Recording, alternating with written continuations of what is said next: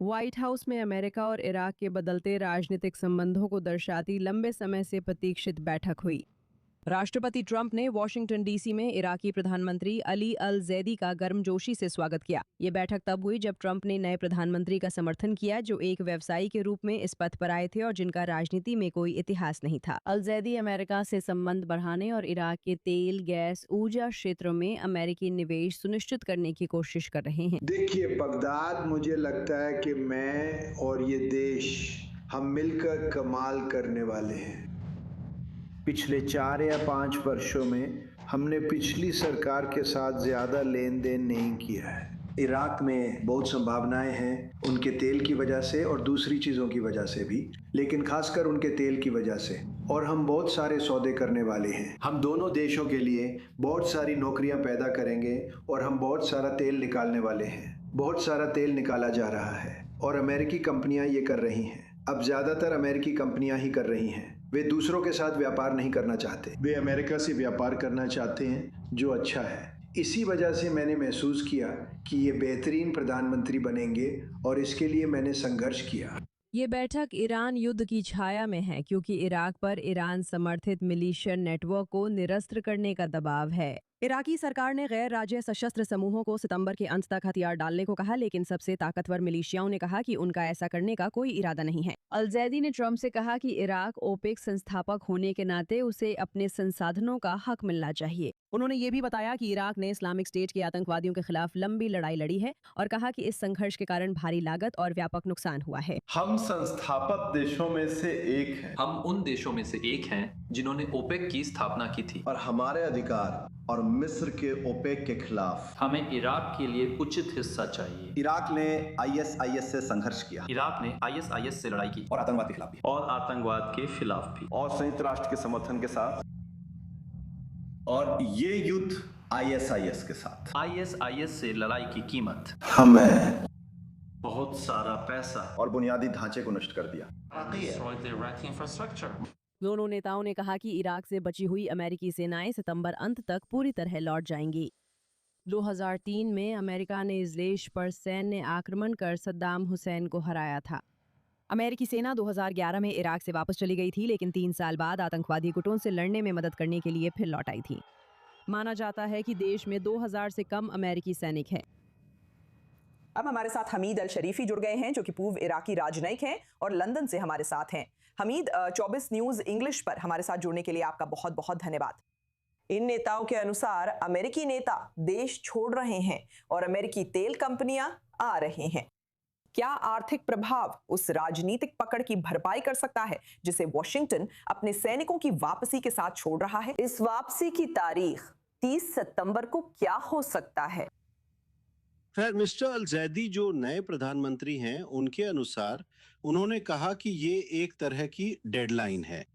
30 सितंबर हम इराक में न तो मिलिशिया देखेंगे न ही सशस्त्र बल देखेंगे, सिर्फ सरकार होगी। यही वादा उन्होंने किया है।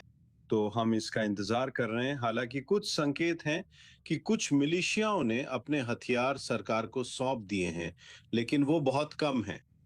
और वो भ्रष्टाचार से लड़ रहे हैं, लेकिन वो भी बहुत कम है।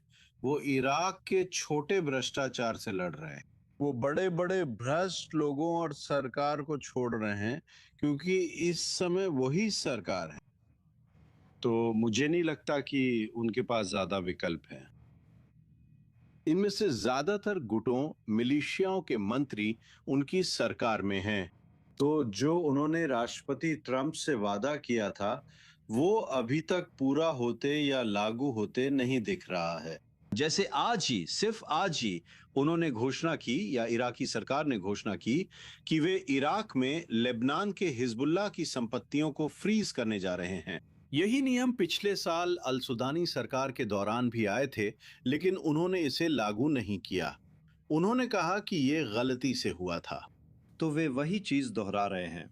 उम्मीद है इस बार कोई गलती नहीं होगी।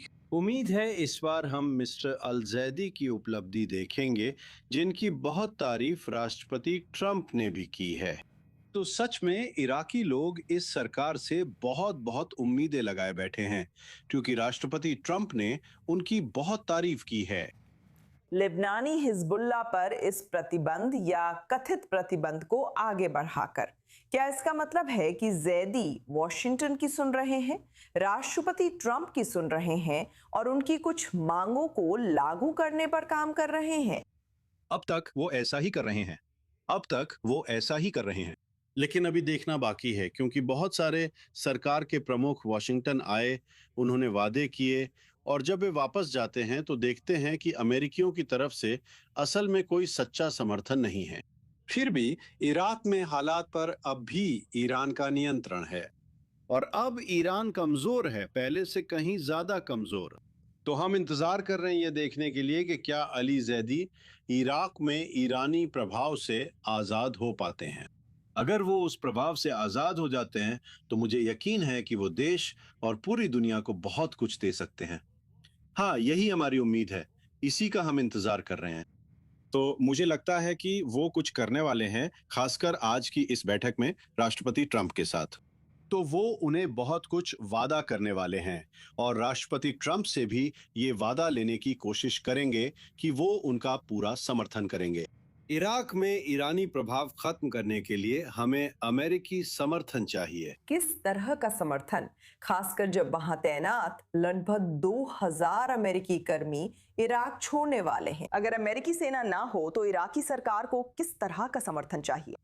नहीं, अमेरिकी सेनाएं पिछले 23 सालों से इराक में हैं और ईरानी देश चला रहे हैं। तो बात सेनाओं की नहीं है, सेना हस्तक्षेप नहीं करने वाली है।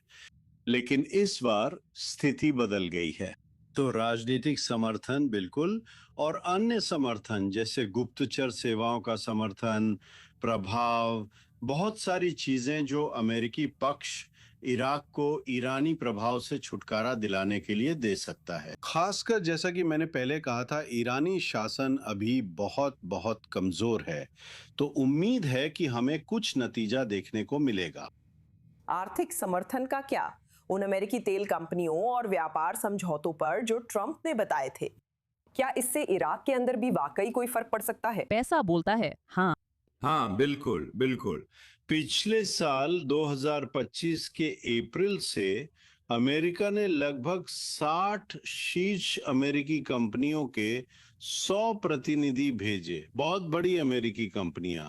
असल में अल सुदानी सरकार के समय समझौते हुए, लेकिन वे शुरू नहीं हो सके क्योंकि मिलिशिया हालात पर काबिज है। तो हम उम्मीद कर रहे हैं कि वे शुरू करें, क्योंकि इन बड़ी कंपनियों की शुरुआत से सेल उत्पादन और अवसंरचना का विकास शुरू होगा। वे इराकी पक्ष को बहुत सारी चीजें उपलब्ध कराने वाले हैं। इसका मतलब है कि ईरानी प्रभाव देश से बाहर हो गया है। तो यही है जिसका हम इंतजार कर रहे हैं। हाँ, निश्चित रूप से हमें इंतजार करना होगा और देखना होगा, खासकर 30 सितंबर की इस समय सीमा को देखते हुए अगले कुछ महीनों में वास्तव में क्या होता है। हमीद अल शरीफी, हमेशा अच्छा लगता है आपको हमारे साथ पाकर। इराक के अंदर वर्तमान हालात पर अपना नजरिया साझा करने के लिए आपका बहुत बहुत धन्यवाद। बहुत बहुत धन्यवाद फरीद।